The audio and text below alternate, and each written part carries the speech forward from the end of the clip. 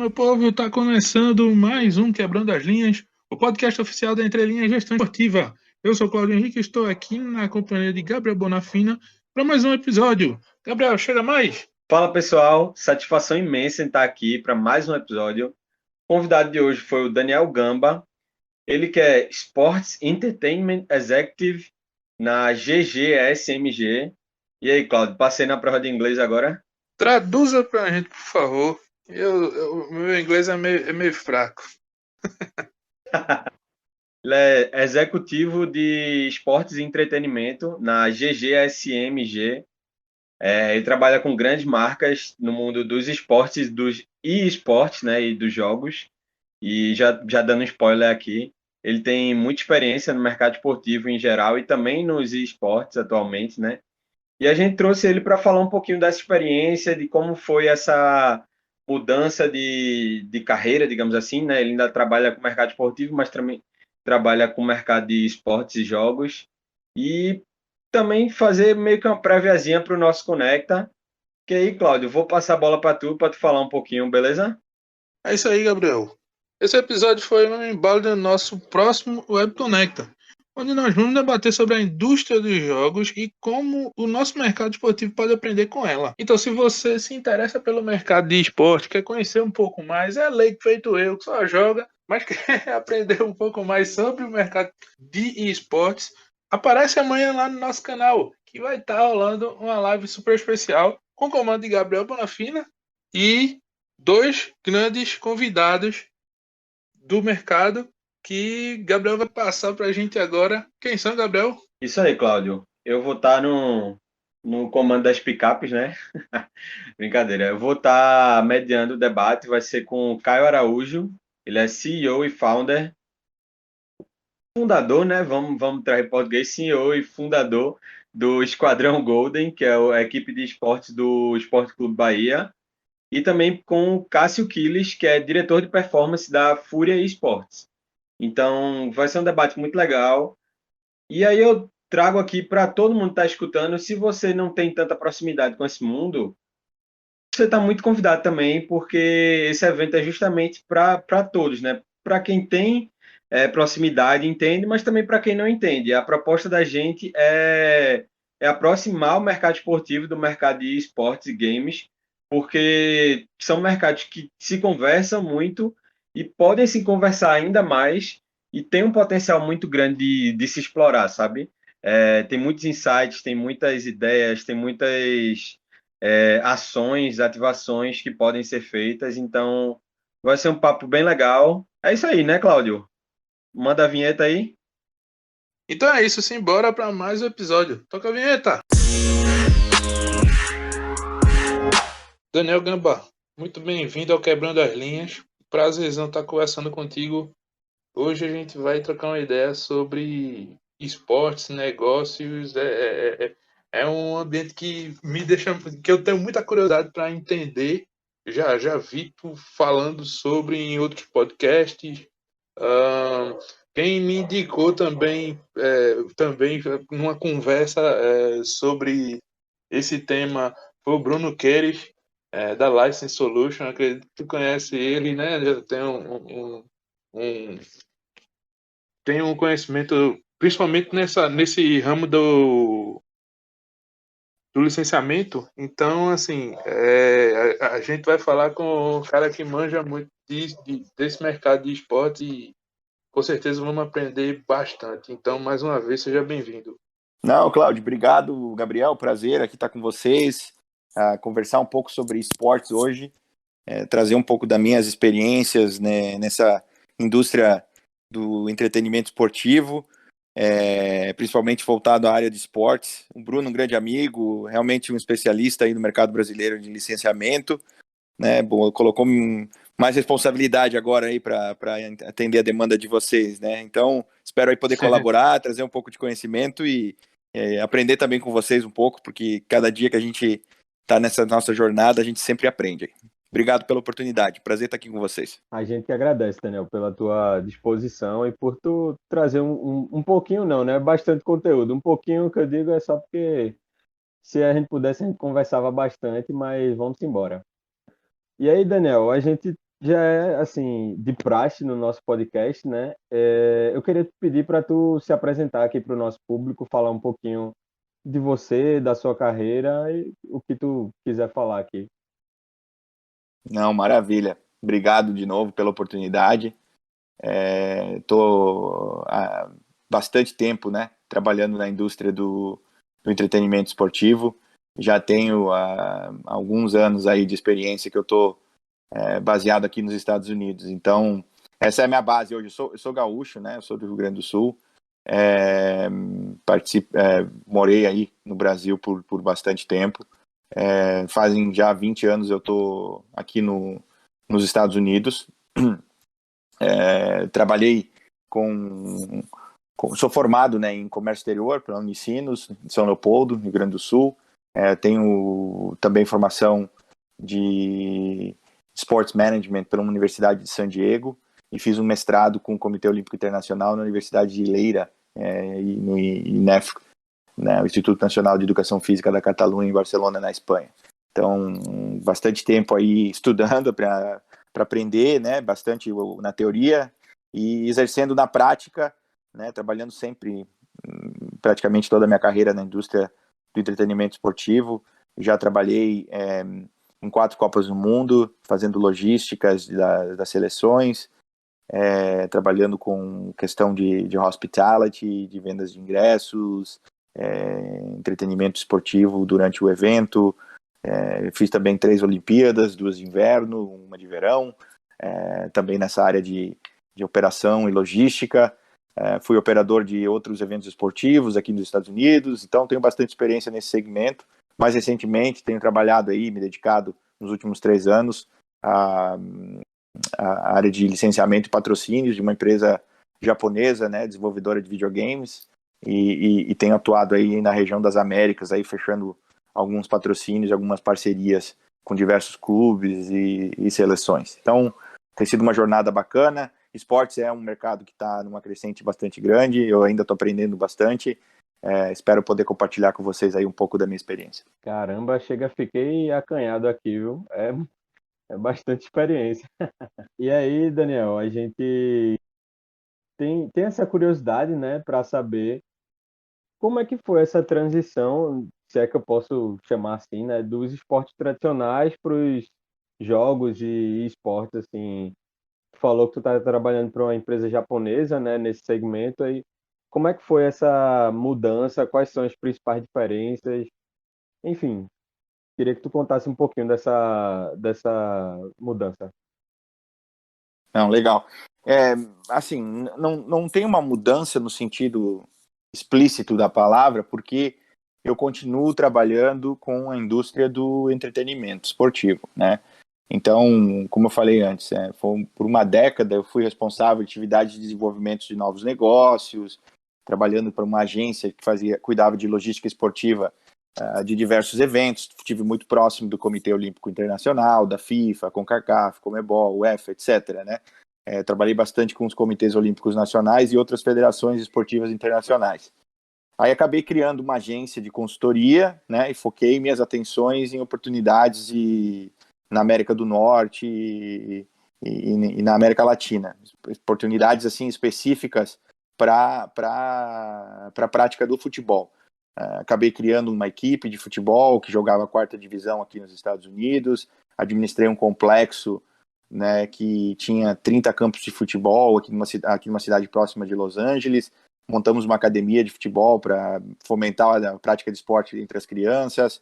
Todo esse projeto foi desenvolvido a partir de 2015, né, e tive com ele por volta de 3 anos, né. Numa dessas nossas conversas, né, eu apresentei a possibilidade para a Konami, né, que tem os escritórios aqui nos Estados Unidos, essa desenvolvedora de videogames japonesa, para eles ativarem, né? Eles são uma empresa que tem aí uma experiência, né, de desenvolvimento de jogos de futebol já há mais de 25 anos, né? Eles têm a saga do PES, que vocês devem conhecer, Winning Eleven, International Superstar, enfim, toda a história do PES aí com a Konami.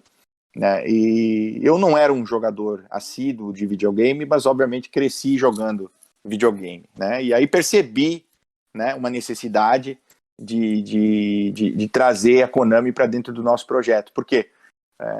Nesse complexo de futebol que eu administrava, a gente organizava campeonatos de futebol nos finais de semana, que são muito populares aqui nos Estados Unidos, e as pessoas passavam, às vezes, 6 ou 7 horas no complexo, porque vinham de manhã, por exemplo, criança de 12 anos, o pai, a mãe chegava, o filho jogava, o filho jogava com o time sub-12 às 9 da manhã, e depois acabava tendo um outro jogo por volta das 3 ou 4 da tarde. E aí eles ficavam, né, como tinha um deslocamento até grande, como eu falei para vocês, um complexo de 30 campos de futebol tem uma capacidade de organização de vários jogos simultâneos, né? Então, vários campeonatos acontecendo no final de semana, e às vezes ficavam nesse complexo esperando o próximo jogo, ou pela questão do deslocamento da viagem que era necessária, eles acabavam ficando nas cercanias do complexo, esperando o jogo que poderia ocorrer no final de semana, no dia seguinte, né? Podia começar um campeonato no sábado, terminar no domingo, dependendo da classificação e os resultados. Então eu percebi uma necessidade que essas pessoas ficavam no complexo sem ter o que fazer, né? Então eu me aproximei da Konami com uma proposta de uma ativação para eles utilizarem, né, o complexo para poder se aproximar, né, dessas crianças, se aproximar desses adultos, dessas famílias que consumiam futebol todo final de semana, que estavam aí no complexo, entre aspas, né, nessa hora que não haviam jogos, né, sem nada que fazer, né? Então tinha um interesse nosso de mantê-los dentro do complexo, né? Então quando eu fui apresentar essa proposta para a Konami, isso foi em final de 2017, a gente acabou não executando, né, o que eu havia proposto para eles nesse momento, por N motivos, mas fiquei, né, junto com eles aí, conversando sobre outras possibilidades, e nessa transição aí, nos próximos 6 meses da proposta inicial, eu acabei vendendo minha participação no complexo, trocando um pouco de prumo, né, na minha carreira, acabei buscando outras possibilidades, até porque recebi um convite da Konami para poder ajudar eles na área de licenciamento e patrocínio para a região das Américas. Então, aproveitar, né, a menção na Konami. Hoje eu estou aqui como Daniel Gamba para comentar um pouco das minhas experiências no mercado esportivo, no mercado de esportes, mas tudo que eu comentar com vocês aqui não representa a opinião da empresa a qual eu me dedico hoje, que trabalho, e sim são opiniões pessoais minhas, baseadas nas minhas experiências. Então foi aí que houve esse casamento, né? E eu decidi aceitar esse desafio, e respondendo a tua pergunta já também, por conta de que isso me permitia ficar próximo ao futebol, né? Então eu estou trabalhando numa área de videogames, eu estou trabalhando com esportes, mas o meu contato diário, o meu bate-papo toda semana são com executivos, são com diretores de marketing, gerentes, enfim, pessoas que estão tocando esses departamentos nos clubes, né? Então estou próximo do futebol, continuo trabalhando na indústria do entretenimento esportivo, porque eu acho que quando o cara fala, eu trabalho no futebol, o futebol é um esporte, né? A gente trabalha na indústria do entretenimento esportivo, porque o futebol não deixa de ser um entretenimento, né? Entretenimento esportivo, mas compete com outros tipos de entretenimento. Então, gosto sempre de enfatizar isso, que a Konami me permitiu continuar trabalhando nesse ramo que eu venho trabalhando há bastante tempo. Então foi aí que houve esse casamento, até para explicar um pouco como a gente chegou até aqui hoje. Massa. Interessante. Tu falou aí do In-Eleven, eu tive umas memórias e realmente, por muito tempo, assim, aquele In-Eleven 98, se não me engano, que a gente jogava no PlayStation 1, por exemplo, era tipo febre aqui na rua de casa, a gente jogava e foi Aí tá cansado, viu? O In-Eleven 98. Essa eu lembrei dos meus tempos de guri aqui na rua, a gente jogando o In-Eleven, fazendo os campeonatinhos na casa dos amigos, era muito massa. Roberto Carlos jogando de atacante, junto com o Ronaldo, apelação. Hein, Mas, Gabriel? Quando o Cláudio fala isso, ele tem que cuidar para não entregar a idade, né? Porque quando o cara fala Winning Eleven, o cara lembra e sabe o que é, já sabe que é mais antigo, mais experiente. Pois é. Não, mas de respeito, bom saber que você jogou toda essa época. Eu também, obviamente, joguei, talvez não assiduamente como você jogava, mas é bacana, até nesse contexto, para a gente perceber como era, né, o jogo naquela época, na questão de licenciamento, de atletas e clubes. Você se juntava para jogar nas casas de jogos, né, ou nas uhum, LAN houses, ou de repente um amigo que tinha o PlayStation, né, em casa, e você se reunia com todos esses seus amigos para poder jogar com eles. Hoje o futebol virtual já mudou bastante. Hoje cada um tem o seu console em casa, às vezes se reúnem de forma virtual para jogar online. uhum. Houve uma transição muito grande aí no passar dos tempos e a empresa está se adaptando e buscando se adaptar sempre nesse sentido. Interessante, realmente esse, na verdade, essa evolução, vamos dizer assim, né, do processo de esporte, de jogos, vamos dizer assim, era uma relação tão diferenciada mesmo, assim, a gente realmente se reunia. Eu ainda tenho alguns amigos que se reúnem para jogar. Hoje, tanto o PES quanto o concorrente, quanto o FIFA, a gente, de vez em quando, joga e, tipo, é massa a gente ter essa oportunidade de jogar, poder zoar, tirar onda, que eu acho que eu não sei se o pessoal hoje tem esse mesmo hábito, vamos dizer assim, de juntar uma galera para, sei lá, às vezes passar uma tarde jogando, enfim, era uma coisa bem nostálgica, assim, e trazendo um pouquinho dessa nostalgia, dessa questão de públicos, né? Então, e nesse sentido, a gente tem buscado estudar e entender cada vez mais sobre o ecossistema, né, do esportes e como eles são pensados e planejados em termos de marketing, relacionamento com o público. Eu falei do público mais old school, mas hoje a gente lida com os millennials, né, lida com a galera mais jovem e tal, que tem uma relação totalmente diferente com os games. Qual o caminho para começar a entender esse mercado, né? Para estudar esse mercado e o seu público em geral. Assim, Cláudio, é bastante pertinente teu comentário, tua observação. Não tem receita de bolo. Eu gosto sempre de falar que não tem fórmula secreta, né? Eu acho que muitas empresas de mídia e entretenimento perceberam que os esportes oferecem assim uma maneira de atingir um grupo demográfico que está cada vez mais além do alcance deles, tá? É uma é um novo grupo, né? Um novo grupo que está chegando, que está aparecendo. Hoje, por exemplo, usando aí uns dados que são de uma pesquisa da Deloitte, né, a geração chamada X, né, que são os nascidos entre 66 e 82, 45% deles jogam videogame pelo menos uma vez por semana. E quando eu falo jogo videogame, joga no sentido de que você pode jogar no console, mas também hoje você não pode esquecer que qualquer um tem um dispositivo celular na mão, né, e tem jogos eletrônicos disponíveis para também você jogar no seu celular. Então, dentro desse número de 45% das pessoas, contam também os que jogam pelo menos uma vez por semana no celular. Aí você percebe que os millennials, que são já nascidos em 83 a 96, 50% deles jogam. E a geração Z, né, que é os nascidos entre 97 e 2003, já são 60% dele. Então, conforme a gente vai crescendo, né, conforme a gente vai analisando as gerações que são mais novas, há um aumento significativo, né, quase, por exemplo, nesse caso da geração X para a geração Z, de quase 50% a mais de pessoas que jogam.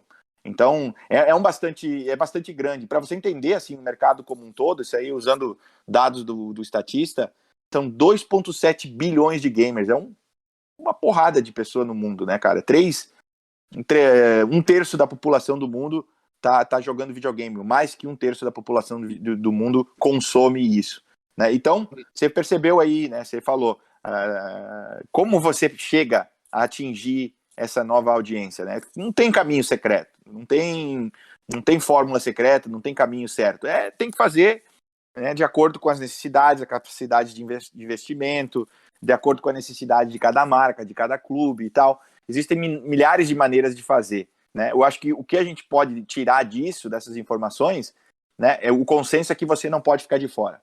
Se você não percebeu que existe uma oportunidade, uma demanda, para você estar envolvido nesse contexto, você está perdendo o mercado, você está perdendo passada, e você sabe, como tudo na vida, quem é pioneiro, quem começa na frente, larga na frente, sai na frente e tendência de chegar na frente. Né? Não significa que vai chegar na frente, porque vai encontrar diferentes e inúmeras coisas no caminho, que são percalços, que são coisas positivas, que vão dar uma catapulta para você saltar para frente mais rápido, ou te empurrar para trás, né? Então, mas a tendência de você se destacar e você sair na frente, se você conseguir identificar essas possibilidades e ser pioneiro, você com certeza está saindo em vantagem. Então, eu acho imprescindível que as pessoas olhem para esse mercado de uma forma mais cabeça aberta, porque realmente não tem como ficar de fora. Uhum. Interessante, só um comentário, partindo daquele pressuposto do primeiro público que tu citou, eu lembrei de uma reportagem que eu estava comentando com o Gabriel essa semana que a gente viu, sobre Antônio Fagundes. Antônio Fagundes, ator, acho que todo mundo conhece ele, tem 60 anos, ele disse que amou God of War e virou gente como a gente, passou uma semana sem dormir jogando. Então é interessante como os games eles conseguem. Foi uma reportagem da Rolling Stones. É interessante como os games conseguem chegar nesse público também. É massa, é muito legal a gente ver esse engajamento, esse envolvimento, na verdade, que os games eles têm esse poder. Com certeza. Principalmente nesse público que a gente pensa que não liga para isso, mas passar uma semana jogando God of War de madrugada, a gente nem imagina uma pessoa realmente da idade assim, um pouquinho mais acima e tendo esse, como é que eu posso dizer, esse hábito, né? Essa coisa que a gente pensa que é mais da galera da juventude, assim, é bem interessante. Eu acredito bastante, Cláudio, eu tenho, assim, filosofias de vida, né? Eu acredito bastante que nada na nossa vida devia ser, de alguma forma, um extremismo. Eu acho que a gente tem que evitar o extremismo ao máximo.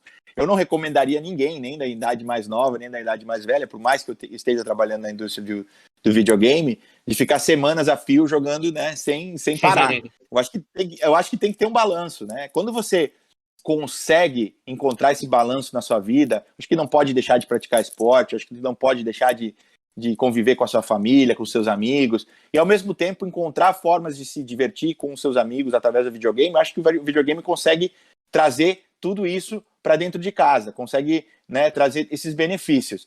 Mas quando é abusivo, quando é extremo, acaba causando problemas, né? E eu acho que aí não é uma forma bacana. Então, é louvável, né, que o Antônio Fagundes seja um usuário assíduo, que ele jogue assim, mas é sempre bom enfatizar, né, que é importantíssimo para as pessoas ter esse balanço, encontrar essa harmonia, que como tudo é na nossa vida, a gente precisa ter esse balanço, precisa ter essa harmonia. Se a gente viver nos extremismos, né, se a gente ficar nos extremos das pontas, tanto no diálogo político, filosófico, enfim, não é nada bom. Acho que a gente precisa entender um pouquinho, encontrar esse balanço que é super necessário para a gente viver em harmonia. Só um parênteses assim, mas é super, super válido falar isso, porque às vezes as pessoas falam, poxa, você trabalha numa empresa de videogame, fica incentivando as crianças a jogar videogame, por isso que esse mundo tá todo perdido. Não é assim, sabe? Se você souber usar o videogame, como se você souber usar as redes sociais, existem inúmeros benefícios. O problema são as pessoas que não sabem usar, né? E acaba criando hábitos maléficos que causam problemas e que você acaba usando e generalizando, que também não é bacana generalizar nunca. Falar que videogame causa certos problemas. Não, toda molecada que joga videogame é obeso. Não, peraí, eu jogo videogame e não sou obeso, eu pratico esporte, eu uso videogame para brincar com meus filhos, para brincar com a minha família. Então eu gosto de falar isso, é importante lembrar que não tem bicho bom, bicho ruim. Eu acho que depende muito de cada um, como você usa as ferramentas que você tem em frente. Videogame não é uma ferramenta que está disponível para qualquer um. Se você souber usar, é um grande atrativo para você estar unido com as suas famílias, brincar com seus filhos, se divertir e lembrar que é para isso que foi criado, né? Não para a gente enlouquecer ou perder a cabeça aí, né? Virando noites a fios, jogando videogame e esquecendo de todo o resto. Mas eu sei que tem gente que faz, né? Então, não vou julgar. Se eles acham que tá bom e tá certo, pô, tem que respeitar. Cada um sabe o que faz e que é melhor para cada um.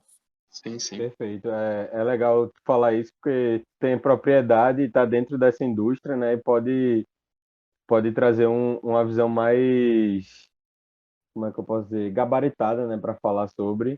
E sobre o que Cláudio falou, achei legal isso de Antônio Fagundes. Só uma correção, Cláudio, ele tem 72. Isso me lembrou Rapaz, parece não. Parece mais. Isso me lembrou até uma questão que foi recente, acho que algum tempo atrás. Minha avó e meu irmão tem 5 anos, vai fazer 6, jogando videogame juntos, né? E tu falou isso de Antônio Fagundes, foi muito interessante, porque eu me lembrei dessa cena, e aí isso despertou uma coisa em mim, né? De perguntar para tu, Daniel, sobre essa relação dos fãs com os jogos, né? Assim, por que tu acha que o engajamento é tão alto? A gente vê muita gente engajando em redes sociais, engajando fora delas em jogos, em esportes de um modo geral, né? Quando podia ter público, a gente via diversas competições acontecendo e com públicos muito bacanas. Então, por que tu acha que esse segmento tem um engajamento tão alto em comparação a outros, por exemplo? Assim, assim, boa observação, boa analogia da avó com seu irmão, sua irmã, você Isso, falou? Assim, justamente por causa disso, eu acho que o videogame hoje é uma forma de entretenimento, né? Principalmente durante a pandemia, você pode observar isso, né? As pessoas dentro de casa, sem ter o que fazer, sem ter maneiras de se entreter, acabaram usando o videogame mais para fazer, né, essa aproximação entre famílias, para fazer esse entretenimento. Eu acho super bacana isso, porque é uma maneira uma ferramenta para você se aproximar, se você se divertir. Por exemplo, você pegava a sua avó com seu irmão que ia no shopping. Durante a pandemia não podia ir no shopping se divertir, não podia passear, não podia ir no parque. Encontrou no videogame uma forma de se entreter, entendeu?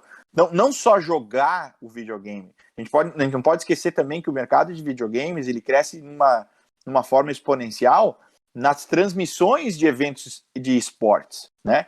Os jogos de eletrônicos, eles têm um campeonato de esporte hoje, isso é um reporte da Newzoo, tem uma audiência estimada em 2019 na faixa de 500 milhões de pessoas, né?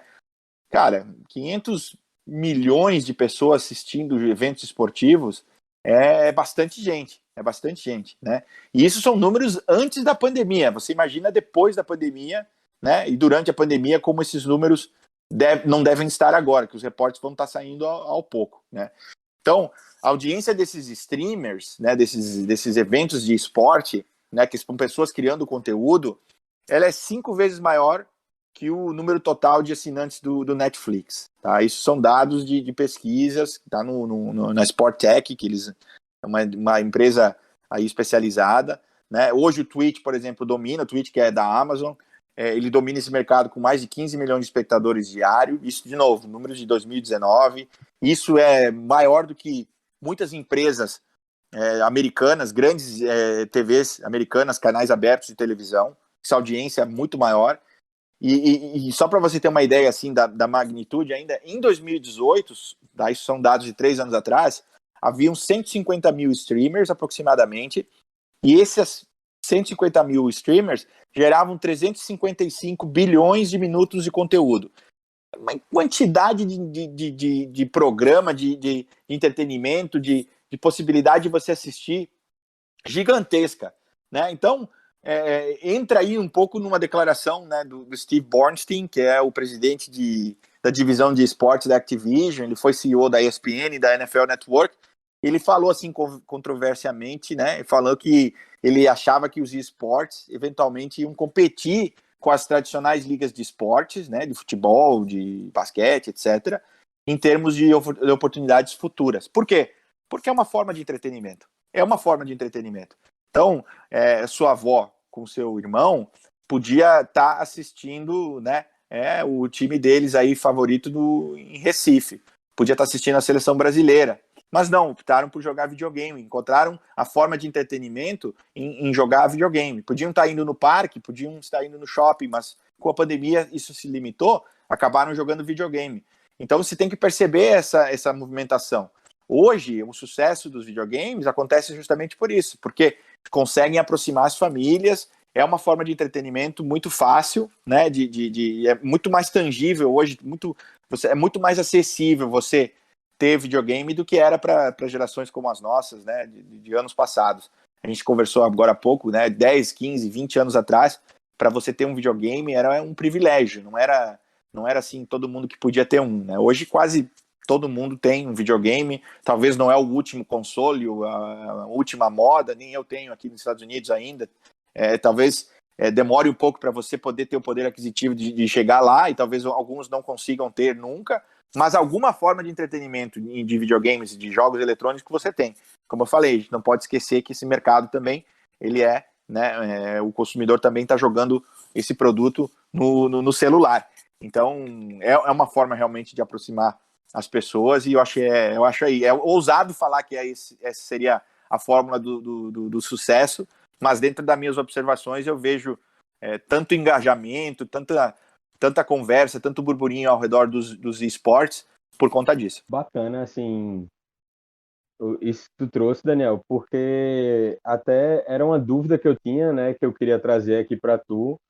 Tu já meio que introduziu, mas eu vou reforçar aqui, que a gente pode dizer que essas relações de poder estão mudando, assim, de poder que eu digo isso que você falou, né, de concorrer e de bater de frente mesmo, porque, por exemplo, antigamente, quando eu via algumas coisas relacionadas a esporte misturado com esportes tradicionais, eu via muita gente falando como se os esportes precisassem dos esportes tradicionais para se mostrar ou para ganhar força. Mas eu vejo que isso vem mudando um pouco e eu vejo que, na verdade, a ordem vem se invertendo, se é que eu posso dizer assim, né? De que os esportes tradicionais é que estão buscando se aproximar dos esportes, dos games e das oportunidades que surgem com isso, né? Assim, é verdade isso, Daniel? A gente pode falar isso ou ainda vai demorar para essas relações de poder, se é que podemos dizer assim, para mudarem? Gabriel, excelente a tua observação, porque ela vai muito em conta com a maneira que eu vejo o que está acontecendo. Essa movimentação eu vejo da mesma forma, né? Assim, existe uma grande popularidade na questão de videogames, né? A maneira como essa nova geração consome conteúdo, agora por meio do Twitch, do YouTube, está crescendo como uma nova forma de TV. Imagina assim, na TV normal que a gente está acostumado, né? E as equipes esportivas estão começando a perceber que estão perdendo participação no mercado para esses esportes eletrônicos, né? Então, estão já desenvolvendo organizações de esportes eletrônicos dentro dos seus próprios clubes esportivos profissionais. Por isso que eu acho super bacana. Não é assim, eu acho que o esportes nunca vai substituir o esporte tradicional, tá? Mas a gente vive numa era que é uma era da hiperpersonalização. Eu acho que cada um consome o conteúdo da forma que lhe convém, tá? Então, por exemplo, você pega transmissão de um jogo de futebol na TV. Tem pessoas que preferem assistir um comentarista mais tradicional, né, comentando o jogo, falando de análise tática, falando de análise técnica, questões do campo, etc, etc. Tem pessoas que preferem comentaristas que ficam brincando com a transmissão, fazendo graça. Tem pessoas que preferem escutar isso no rádio, acredite ou não. Tem pessoas que preferem escutar no rádio, por exemplo, o clube tem uma transmissão exclusiva e quer que a transmissão seja clubística, então tem a TV ligada, vendo o jogo, mas está escutando o áudio de uma transmissão no rádio, pela rádio do clube, por exemplo. E inúmeras formas. A gente pega, por exemplo, um exemplo da Nickelodeon, não sei se vocês acompanharam, a Nickelodeon fez uma transmissão da NFL esse ano com desenhos, uma porrada de coisa na transmissão que era totalmente voltada para crianças que assistem o canal Nickelodeon. Ou seja, está transmitindo a NFL dentro do canal Nickelodeon, entrava os bonequinhos na transmissão, toda a comunicação da transmissão era voltada para as crianças. Aí você pega e falava, nossa, que besteira. Besteira talvez para a gente, mas quantos novos consumidores eles não conseguiram por ter se adaptado, por ter feito essa nova transmissão. E é isso que as pessoas têm que perceber. Os esportes são exatamente isso. E tu falaste de uma coisa muito pertinente. Eu acho que os esportes hoje são mais uma forma de mídia, tá? Se você não tem sua marca fidelizada dentro do videogame, você está perdendo o mercado. Você está perdendo o mercado. Teve um caso aí, já teve 2 casos, na realidade, que eu posso lembrar, de clubes brasileiros que participaram da final mundial, né, do Campeonato Mundial de Clubes, né, organizado pela FIFA, um campeonato de futebol verdadeiro, e esses clubes eles não tinham os jogadores licenciados dentro do PES. E a gente recebia muita queixa, né, ou queixa no sentido de indagação, de por que os jogadores não estavam licenciados. E você sabe, um licenciamento no futebol, a gente tem que respeitar sempre os donos dos direitos. Então, se os donos dos direitos nos cedem esses direitos, a gente consegue replicá-los dentro do jogo. Se os donos dos direitos não nos cedem, infelizmente, a gente não pode replicar, não tem autorização para isso. Mas muitas pessoas nos contatavam também para falar que Joãozinho, eles achavam e tinham ouvido falar que era bom jogador. Mas se ele não estava no PES, ele não devia ser bom, porque, poxa, se ele fosse bom, ele ia estar no PES. E geralmente era uma molecada mais nova que passava esse feedback pra gente. Por quê? Para essas crianças, talvez como é que eu vou te falar? A enciclopédia do futebol para definir se o cara era bom ou ruim jogador eram as estatísticas e as informações que eles encontravam dentro do videogame. Se você entrar no videogame e o jogador não tá lá, isso significa que ele é ruim ou ele nem foi escolhido para estar no jogo ainda, tá? E o jogador não percebe isso. Poxa, eu não tenho minha marca dentro do jogo, essa nova geração que está crescendo, está aparecendo agora, que quer jogar comigo, não sabe nem quem eu sou. Por quê? Porque eu não licenciei meus direitos de imagem para estar dentro do jogo.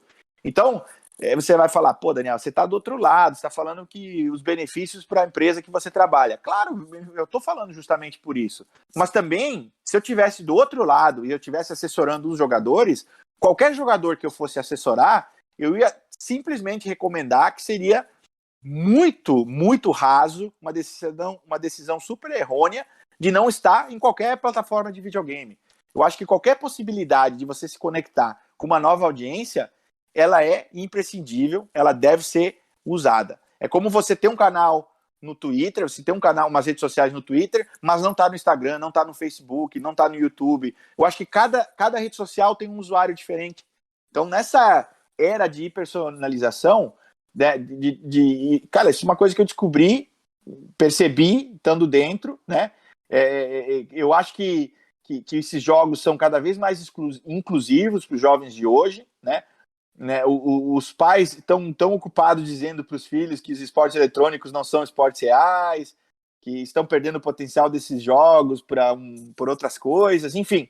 Eu acho que essa narrativa vem morrendo com o tempo, né? E cada vez mais eu vejo os esportes como uma plataforma para você mostrar sua marca, para você se interagir com um novo público. Se você não está dentro, você está fora. Está fora mesmo, assim, do futuro. Então é bom as pessoas perceberem isso e buscarem possibilidades de se aproximar.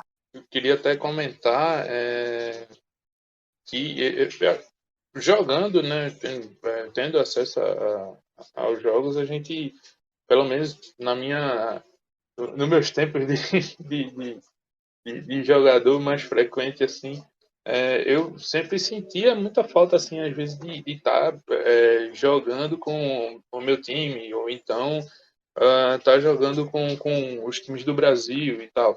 Hoje a gente tem essa facilidade de encontrar os clubes do Brasil, da Série A, e é interessante essa visão de tipo, aquilo ali, o jogo ele não deixa de não ser um espaço de exposição, de mídia, de você ganhar mesmo aquele torcedor que consome, que pode vir a consumir a marca do clube, ou até para o atleta mesmo, acompanhá-lo em outra plataforma, né? Em outro espaço de, de mídia mesmo, podemos dizer assim. Eu acho que é até mais envolvente, é uma forma até do, do jogador, do, do, do, do gamer, no caso, ele se envolver de uma forma diferente com o seu time, com aquele atleta e se aproximar. Às vezes a gente tem um elo que parece ser tão distante, mas às vezes a gente consegue se aproximar com aquele atleta, com aquele ídolo, enfim. E eu sentia um pouco dessa falta, mas hoje eu vejo que a gente tem acesso a muitos clubes do Brasil nos jogos, mas aí, assim, existe alguma dificuldade de os clubes entenderem que esse espaço, é uma oportunidade, na verdade, para que suas marcas estejam num outro ambiente, estejam se relacionando com esse público que também é importante para as marcas, para os clubes, para os atletas, enfim.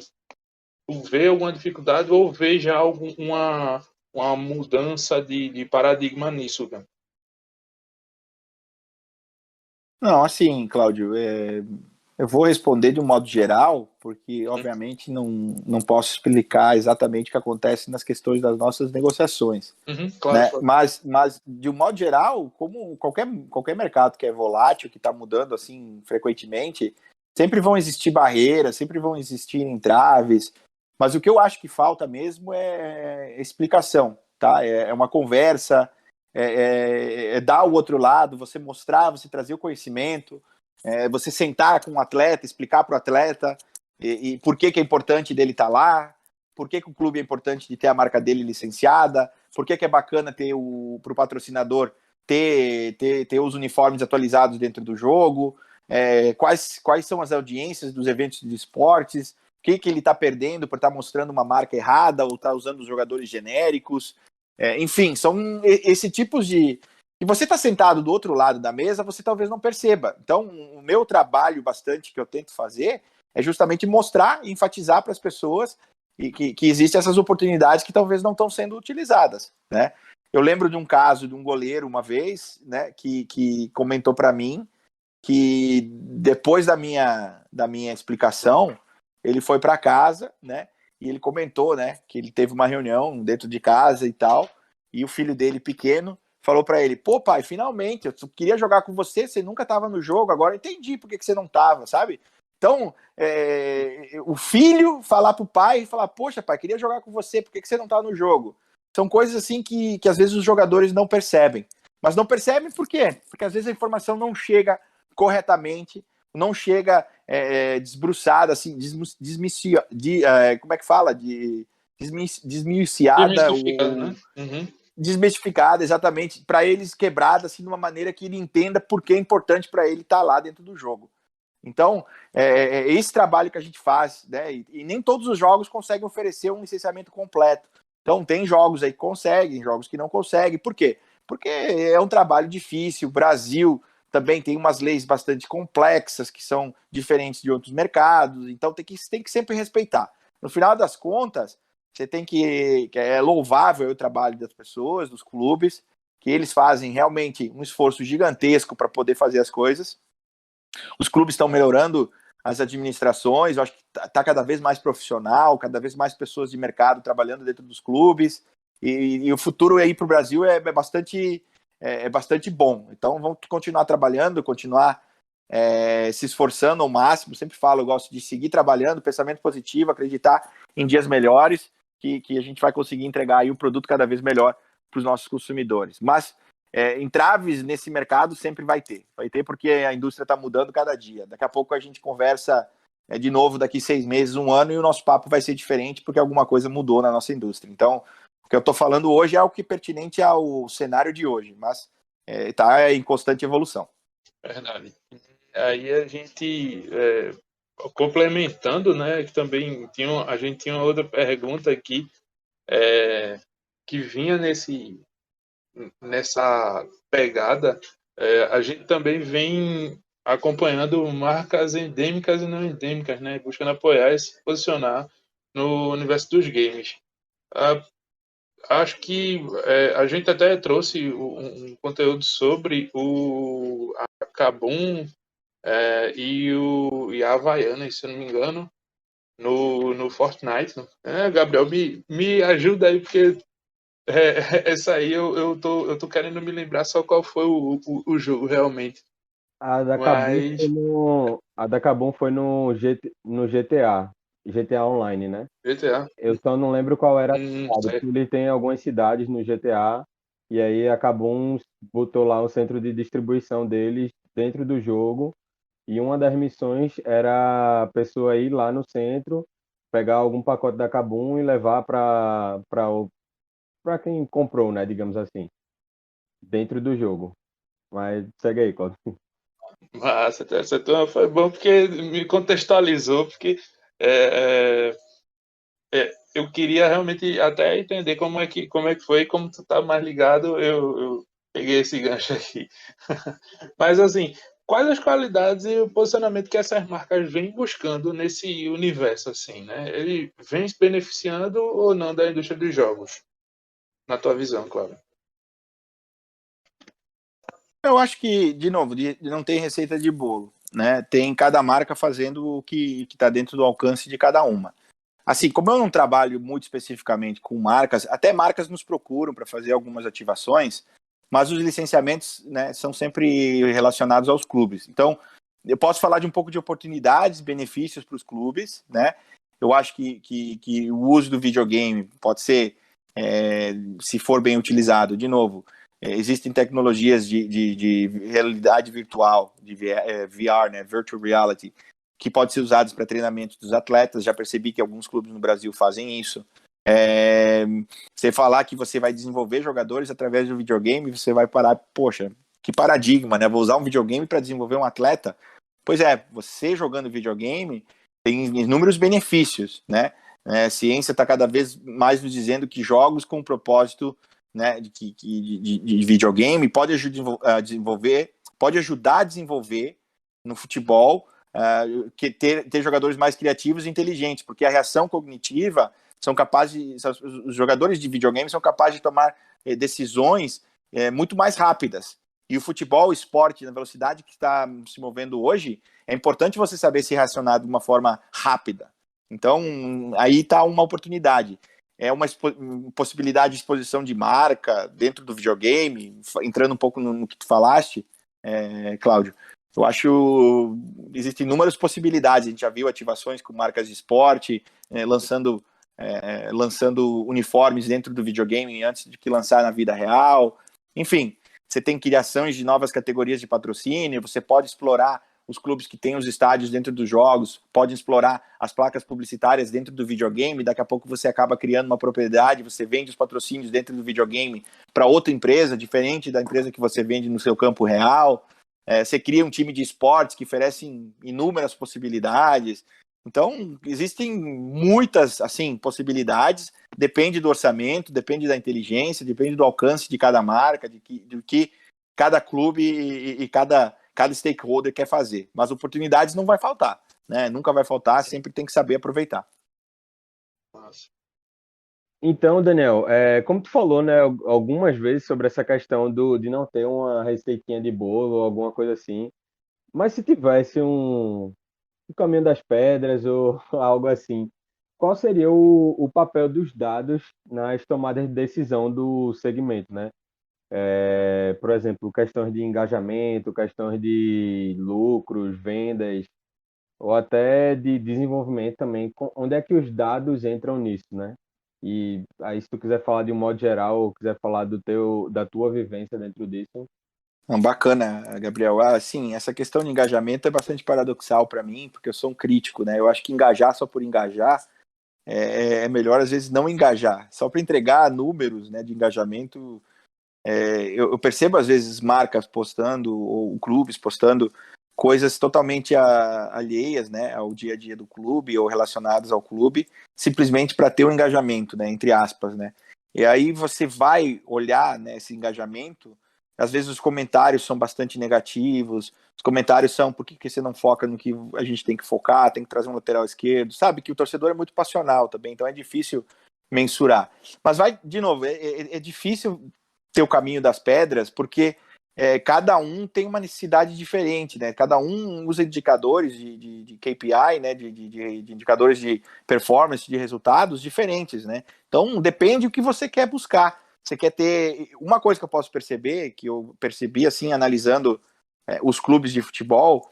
Eu acho que as postagens de videogames com conteúdos de videogame, elas são geralmente mais leves do que postagens de foto de treinamento. Claro, não tem como competir na questão do engajamento com um gol, um título, etc.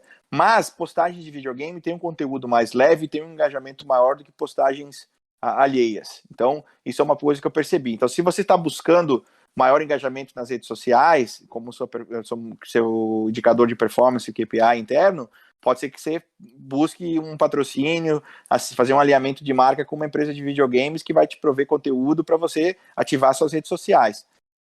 Se você, sei lá, está buscando alguma outra possibilidade, tem que analisar o que o videogame te pode proporcionar.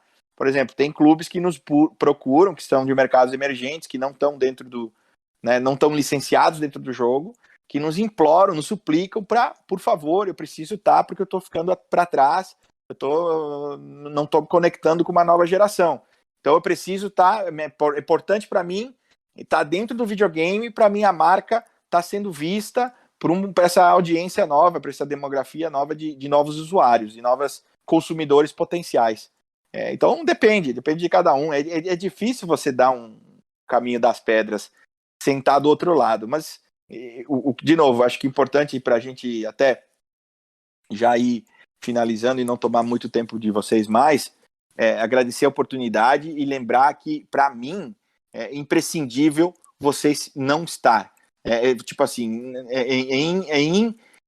inconcebível, né, é inadmissível para uma marca, para uma empresa, para um clube de futebol, para um jogador, enfim, qualquer stakeholder da indústria não está vinculado à imagem ou fazer alguma ativação, algum trabalho com um segmento de videogames. Está perdendo muita oportunidade, né? A gente fala muito de desafio para os clubes, que o videogame pode... Conversamos bastante sobre isso hoje, né?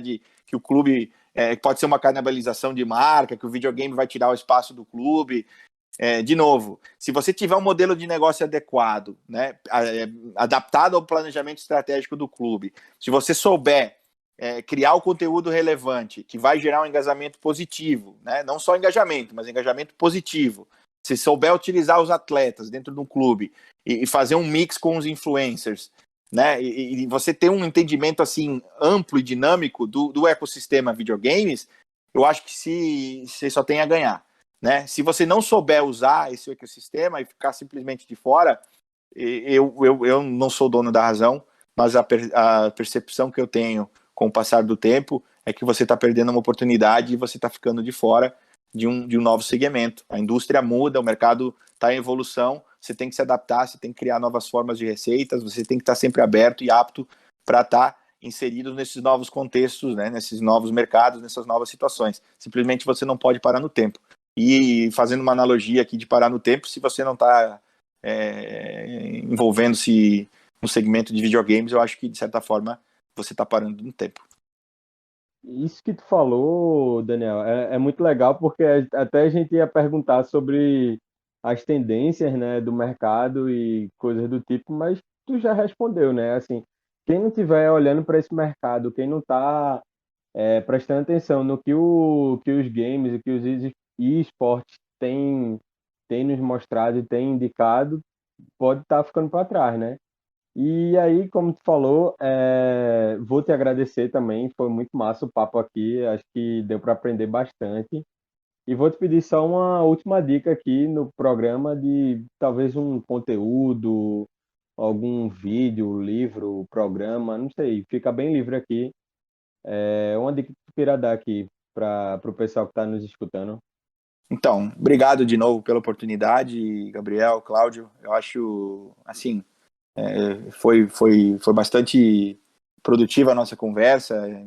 Também não quis me estender muito, não sou dono da verdade para falar que o que eu estou falando é correto ou incorreto. Acho que são observações, simplesmente. Sou super aberto a entender outros pontos de vista e outros contextos.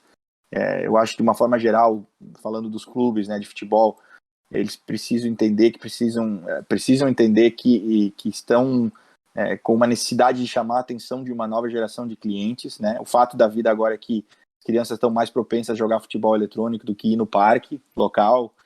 Enfim, não recomendo, acho que é bom ter um balanço, como a gente falou antes, mas os esportes eletrônicos, né, estão aí para ficar.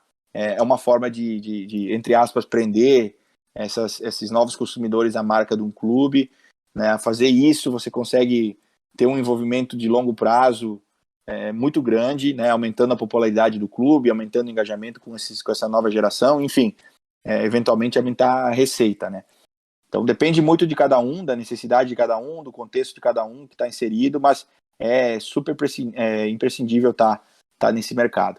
E aí, fazendo uma recomendação de livro, não é tão um livro assim na área de esportes, mas é um livro, eu não sei, eu vou te dizer que eu não sei se tem em português ainda, talvez tenha em espanhol. É um livro da Annie Duke. Ela é uma campeã mundial de pôquer, e ela escreveu esse livro que chama-se Thinking in Bets. Como tomar melhores decisões quando você não tem todos os fatos, né? E fala muito desse mercado desse mundo que a gente está vivendo agora. Às vezes a gente vive na era da hiperinformação, recebe muita informação, como a gente absorve toda essa informação, como você toma decisões sem ter todos os fatos. Eu acho super pertinente, super bacana. Quem quiser ler, está disponível aí não fazer merchan para nenhuma loja, mas está disponível nas melhores lojas aí virtuais que vendem livros eletrônicos. Massa. Bacana, já botei na minha listinha aqui para dar uma lida. É bom para testar o inglês. Com certeza. Massa. Show de bola. Muito obrigado, Daniel, por esse papo, e a gente aprendeu muito. Eu realmente aprendi muito mais sobre games, coisas que eu queria entender muito sobre esporte e toda a potência que tem por trás dos consoles e de tudo aquilo que a gente pode gerar de negócio com eles. Só uma outra coisinha, onde é que os nossos ouvintes podem te encontrar de rede social? Bom. Obrigado aí, Cláudio, pela oportunidade. Obrigado, Gabriel, de novo. Foi um prazer conversar com vocês, falar com os ouvintes de vocês. Eu estou no LinkedIn, né? Dan Gamba, D-A-N Gamba. Eu, obviamente, lá no LinkedIn, eu procuro me conectar com as pessoas que de certa forma, eu fiz ou faço algum negócio, né? Eu tento manter aquela relação profissional lá, até para usar a plataforma da melhor maneira possível, que é você se conectar com o mercado de profissional, né? Essa oportunidade de negócio. Eu estou também no Instagram e no Twitter. No Instagram e no Twitter é @19DLG, D de Daniel, LG de Gamba. Tá? No Twitter eu acho que para manter uma comunicação aberta, um papo aí mais direto, é a plataforma que eu uso diariamente para me comunicar. Estou sempre à disposição lá da melhor maneira possível, sempre tentando responder aí as dúvidas das pessoas. Se alguém tiver e quiser se contactar comigo, tá super aberto e à disposição lá. Obrigado novamente pela oportunidade, foi um grande prazer. Obrigado a você, Daniel. Então é isso. Esse foi mais um Quebrando as Linhas. Obrigado pelo seu play e seu tempo. Esperamos que você tenha curtido esse episódio. Se você ainda não nos segue, nos siga nas redes sociais, @SomosEntrelinhas no Instagram e no Facebook, @EntrelinhasGE no Twitter. Também estamos no YouTube, LinkedIn e Medium. É só você procurar Entrelinhas Gestão Esportiva lá. Mais uma vez, obrigado e esperamos vocês no próximo episódio. Forte abraço a todos. Continuem se cuidando e até mais. Valeu! Este podcast foi editado e gravado pela Entrelinhas Gestão Esportiva.